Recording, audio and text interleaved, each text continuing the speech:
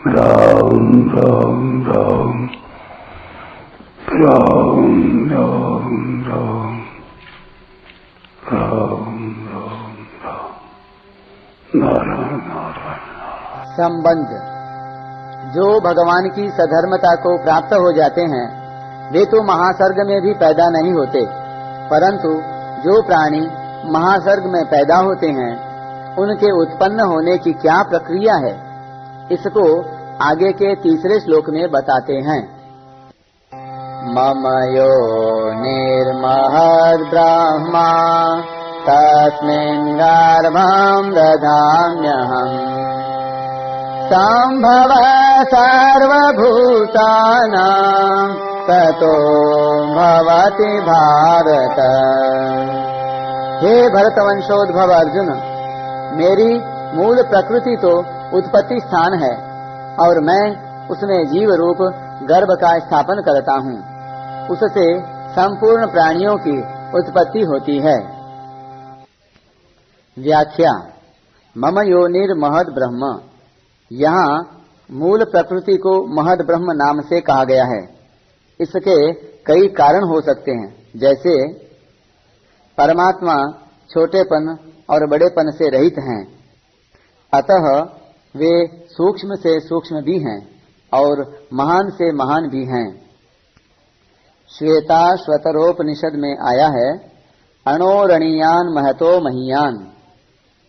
परंतु संसार की दृष्टि से सबसे बड़ी चीज मूल प्रकृति ही है, अर्थात संसार में सबसे बड़ा व्यापक तत्व मूल प्रकृति ही है।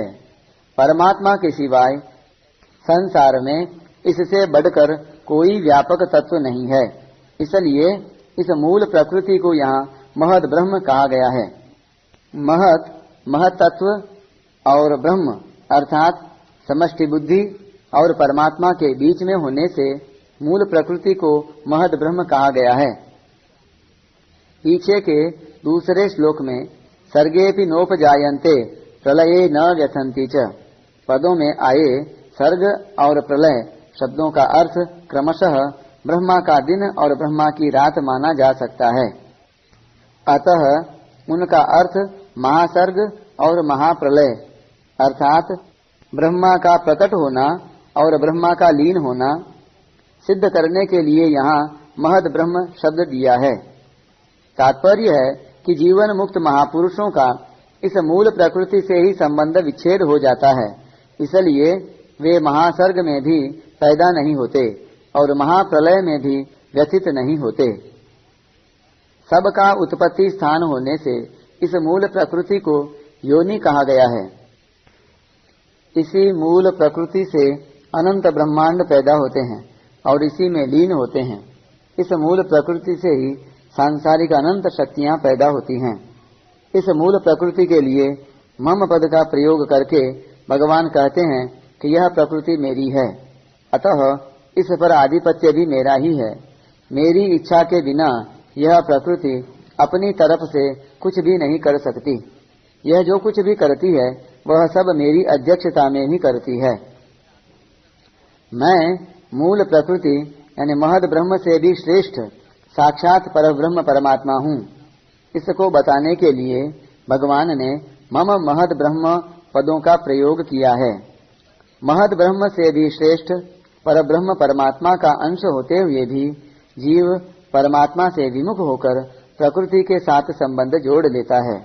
इतना ही नहीं, वह प्रकृति के कार्य तीनों गुणों से संबंध जोड़ लेता है और उससे भी नीचे गिरकर गुणों के भी कार्य शरीर आदि से संबंध जोड़ लेता है और बंध जाता है।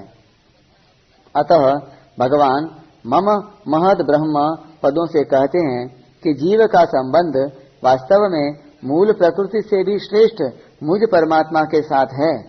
मम एव अंशः, इसलिए प्रकृति के साथ संबंध मानकर उसको अपना पतन नहीं करना चाहिए। तस्मिन् गर्भम दधाम्यहम्, यहाँ गर्भम पद कर्म संस्कारों सहित जीव समुदाय का वाचक है। भगवान कोई नया गर्भ स्थापन नहीं करते। अनादिकाल से जो जीव जन्म मरण के प्रवाह में पड़े हुए हैं वे महाप्रलय के समय अपने अपने कर्म संस्कारों सहित प्रकृति में लीन हो जाते हैं। प्रकृति में लीन हुए जीवों के कर्म जब परिपक्व होकर फल देने के लिए उन्मुख हो जाते हैं, तब महासर्ग के आदि में भगवान उन जीवों का प्रकृति के साथ पुनः विशेष संबंध स्थापित करा देते हैं, जो कि कारण शरीर रूप से पहले से ही था। यही भगवान के द्वारा जीव समुदाय रूप गर्भ को प्रकृति रूप योनि में स्थापन करना है। संभवः सर्वभूतानां ततो भवति भारत। भगवान के द्वारा प्रकृति में गर्भ स्थापन करने के बाद संपूर्ण प्राणियों की उत्पत्ति होती है, अर्थात वे प्राणी सूक्ष्म और स्थूल शरीर धारण करके पुनर्जन्म प्राप्त करते हैं। महासर्ग के आदि में प्राणियों का यह उत्पन्न होना ही भगवान का विसर्ग है, अर्थात त्याग है, आदि कर्म है। जीव जब तक मुक्त नहीं होता तब तक प्रकृति के अंश कारण शरीर से उसका संबंध बना रहता है और वह महाप्रलय में कारण शरीर सहित ही प्रकृति में लीन होता है। परिशिष्ट भाव। भगवान के कथन का तात्पर्य है कि जन्म मरण में पड़ा हुआ होने पर भी जीव मेरा ही अंश है, उसकी सधर्मता एकता मेरे साथ है, शरीर के साथ नहीं।